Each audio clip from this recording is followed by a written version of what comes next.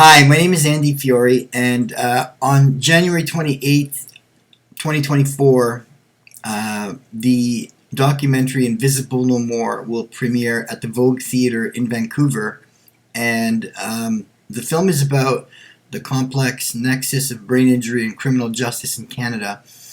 And I'm very grateful that some really important panelists have decided to join the event. And so after the film, it'll be Dr. Gabor Mate, neurologist Catherine Wiseman-Hawkes, MP Alistair McGregor, who's bringing forth Bill C-277, Mia Golden, and Nanaimo City Councillor Ben Geselbracht.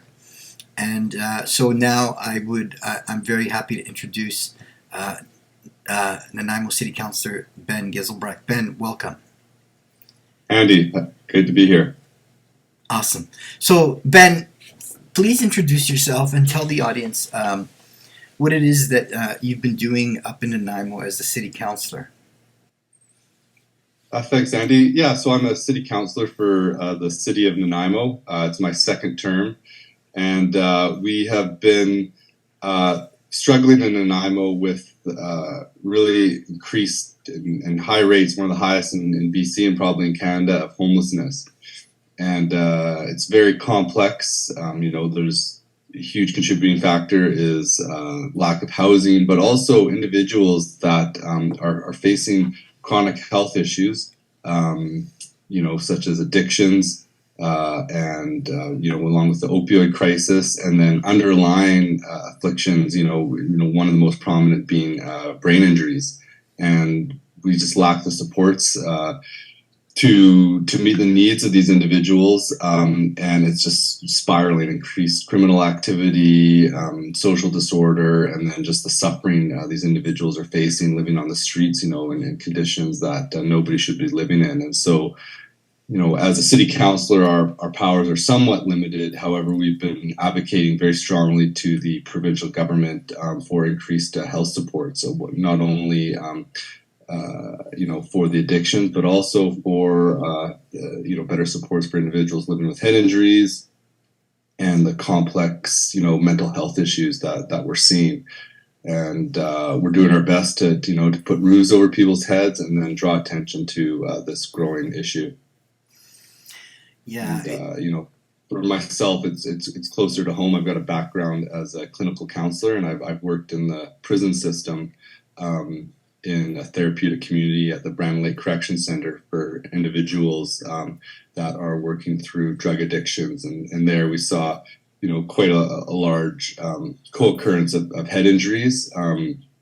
But it was a program that really was trying to provide support and rehabilitation for individuals to get them back on their feet, help deal with their trauma and understand sort of their specific health conditions and head injuries, and then provide some retraining to be able to move back into the community in a way that, success and being able to be a contributing member and have a more fulfilling life. So, Ben, you're in the film, and I think that your experience in both the criminal justice system and brain injury were really important in providing insight within those two realms. And I can't wait for people to see what you have to say, but why is it important to help people coming out of prison with brain injury or even without brain injury to reintegrate in society? Does it make our streets safer? I think that is probably one of the best investments that we could make in terms of making our streets safer. Because when an individual comes out of the correction system, usually they've been very separated and removed from their family and support systems from their home communities.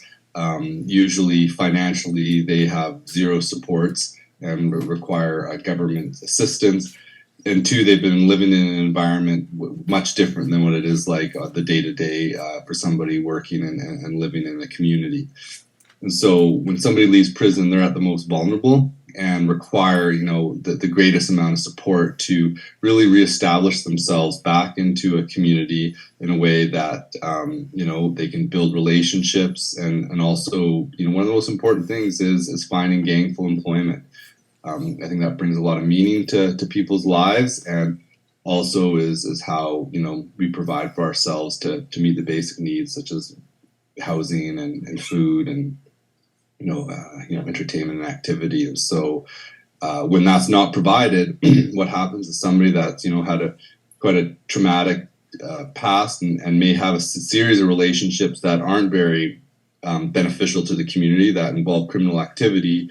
When you're in survival mode and there's no other options, you have to go to what you know, and what you know may not be what is best for the community, and can really lead to a trail of issues for everyone involved. And so that's why it's the biggest bang for everyone's buck to really support these individuals coming out of the criminal justice system, so that they can be contributing members and not one that are creating more issues.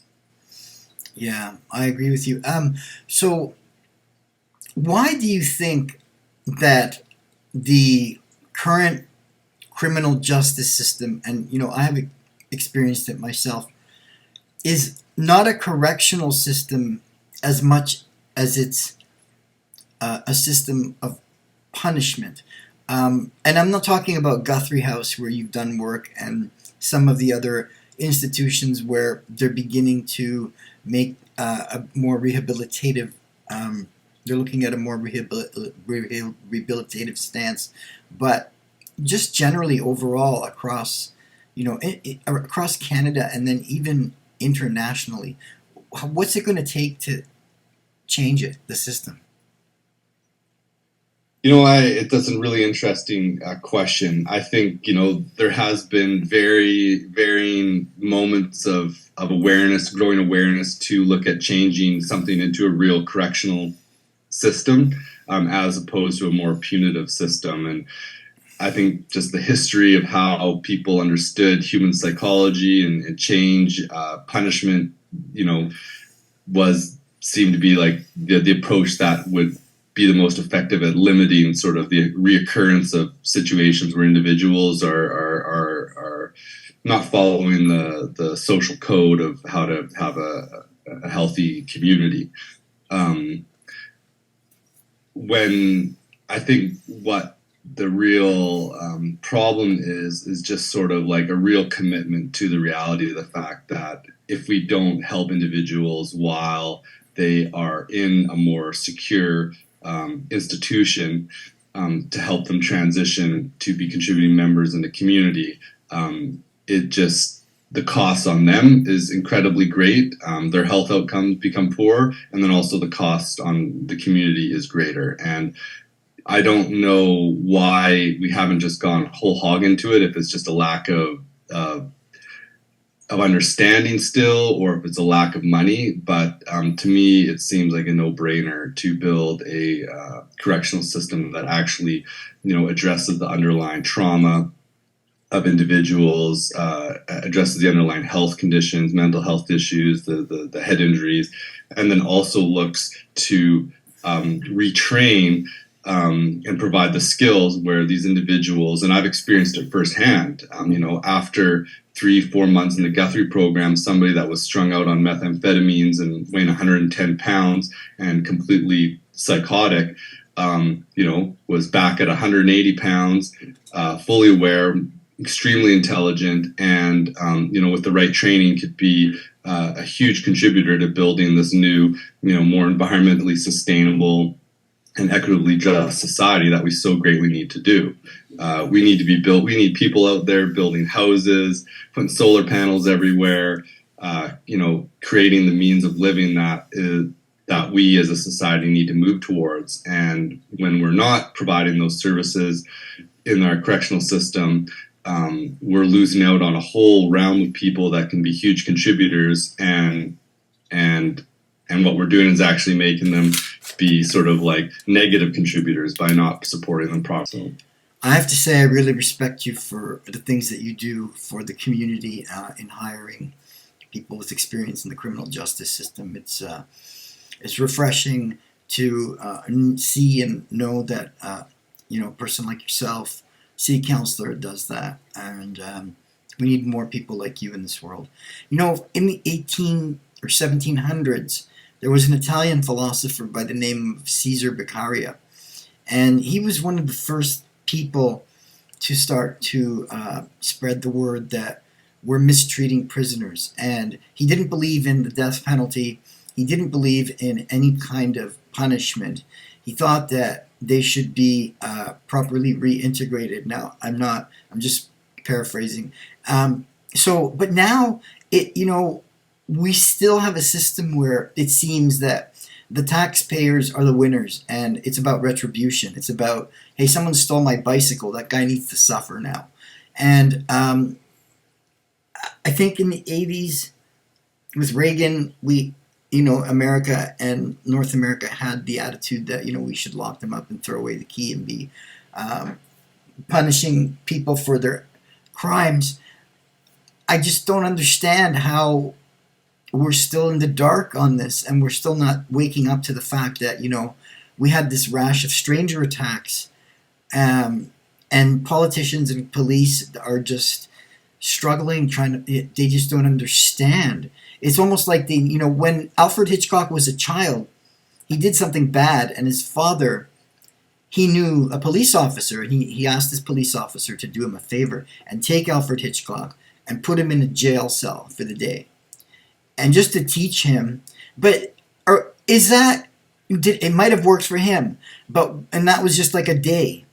But he was a child. What we're doing is we're caging we're putting humans in cages, limiting their activities, and they're not growing and they're not learning from their experience. I think restorative justice is a better practice. Yeah, I think human psychology is complex and not. Like, I have a 1-year-old child, and they do things that, if they keep doing that, they're just not going to have any friends. And so you have to guide their behavior into ways that is, socially conducive. And, there's sort of like the negative stimulus response and the positive stimulus response, and how to manage and balance those it's nuanced, and everything is a tool. But if you're using too much of one tool, like, I think society went in all on the punishment response, and I think we realized you could keep punishing somebody and punish them and punish them and punish them, and they just keep doing the same thing over. Well, is what you're doing working? And you look at the cost of that. Whereas if you sort of adjust your approach to get the outcome that you desire, we want people, if we enter society of truly wanting happiness and a good life for everyone around, and look at, have that value, we need to look at whether we're meeting our objectives or not. And clearly we're not in some areas. And so I think that the restorative justice approach, and I think it's important to have rules in society of like what's allowed and not allowed, so that we can all feel safe and be able to like fully flourish and express ourselves, because safety is a very important thing for a human. That causes the problem in the first place. When somebody doesn't feel safe, that's where the trauma is incurred. And so we need to have rules, and when those rules aren't followed, individuals don't follow those rules, what do we do as a society in response? And I think that's where it becomes very tricky. In the past, maybe it has been, overly focused on punishment, but I think being able to focus resources on that individual, depending on what the situation is, separate them from the environment that they're struggling to cooperate with, provide, the developmental scaffolding to support and teach them how to interact in a way that's helpful, that works, and do that. And so depending on the scale or what, it depends. And so, I don't think a correctional system's a bad thing. I do think that some individuals get to a point where they do need to be separated from the community for a little bit, and not separate from the community, but be able to be put into an environment that can provide greater supports to understand what exactly is going on, to help that individual figure out what they need to do to make things work. And sometimes, like, yeah, I don't know, maybe some individuals with a certain amount of trauma and past, maybe there's some environments that just aren't healthy for them to be in, and they need support of not interacting with those environments. But it's a tricky one. But I think that we could be putting more resources and supports to helping people rehabilitate and address their underlying health issues, and be able to provide the training for them to, be able to more effectively contribute to their community. Well said.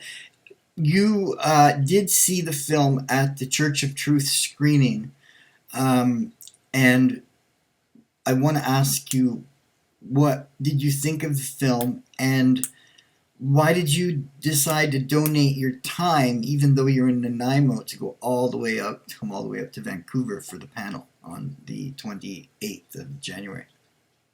Thank you. Yeah, I think that the film is quite powerful, and it tells an important story. One of the individuals, I'd worked with quite closely, and when you hear about the childhood and the background of them and what they went through, and the traumas and the challenges, and then what, when given the opportunity to heal, how that is so strongly grasped to, and then seeing these individuals then transform into such huge positive contributors to the community.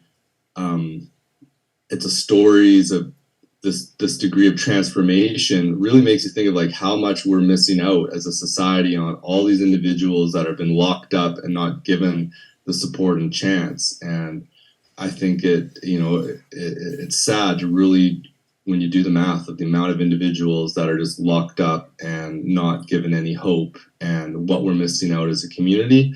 And I think that, I want to just support getting these stories out so that, we as a society can become more aware and understanding of what we need to do to improve and become better.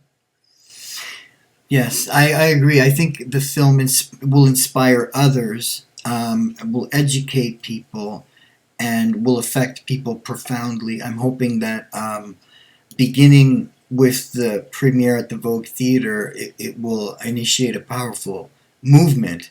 And it's more than just a film. It has the potential to become a movement, even possibly worldwide, because, the data that 80% of prisoners have a brain injury undiagnosed is an international fact. And, this is across the board: youth, women through intimate partner violence, men. So I think it's really important.